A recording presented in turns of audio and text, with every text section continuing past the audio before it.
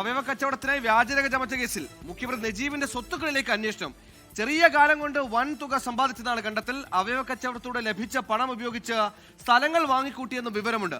അവയവം നൽകാമെന്ന പേരിൽ നിന്ന് പലരിൽ നിന്നായി അഡ്വാൻസായി ലക്ഷങ്ങൾ വാങ്ങി അത് തട്ടിയെടുത്തെന്ന പരാതിയും ഇയാൾക്കെതിരെയുണ്ട്.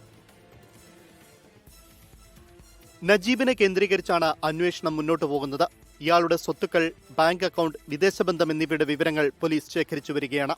2 ദിവസത്തിനുള്ളിൽ നജീബിനെ കസ്റ്റഡിയിൽ വാങ്ങും. റിമാൻഡിലുള്ള മറ്റു 3 പ്രതികൾക്കായി കസ്റ്റഡി അപേക്ഷ നൽകിയിട്ടുണ്ട്. സംസ്ഥാന വ്യാപകമായി SIT രൂപീകരിക്കുന്നതിൽ ഇനിയും തീരുമാനമായില്ല. നജീബിന്റെ റാക്കറ്റിൽ ഇവിടെ തന്നെ 5 പേരെ നമ്മൾ അറസ്റ്റ് ചെയ്തല്ലോ. നജീബിടെ 5 പേരെ അറസ്റ്റ് ചെയ്തു, കൊല്ലത്ത് 3 പേരെ അറസ്റ്റ് ചെയ്തു. അപ്പോൾ 8 പേരായി. ഇനി പല സ്ഥലങ്ങളിലും തൃശ്ശൂര്, അതുപോലെ തിരുവനന്തപുരം, ഇവിടെയൊക്കെ ഇയാൾക്ക് ബന്ധങ്ങളുണ്ട്. അപ്പോൾ അവിടെയൊക്കെ നടത്തിയിട്ടുള്ളതെല്ലാം കൂടുതൽ അന്വേഷണം നടത്തേണ്ടിയിരിക്കും.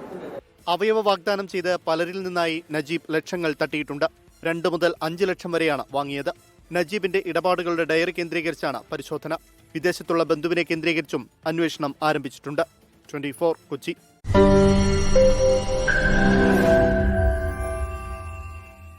ലോകത്തെവിടെയായാലും ഏത് സമയത്തും 24 വാർത്തകളും ഓഗ്മെന്റഡ് റിയാലിറ്റി പാക്കേജുകളും എക്സ്പ്ലെയിനറുകളും വിശദമായി കാണാൻ ഞങ്ങളുടെ യൂട്യൂബ് ചാനൽ നിങ്ങൾക്ക് സബ്സ്ക്രൈബ് ചെയ്യാം.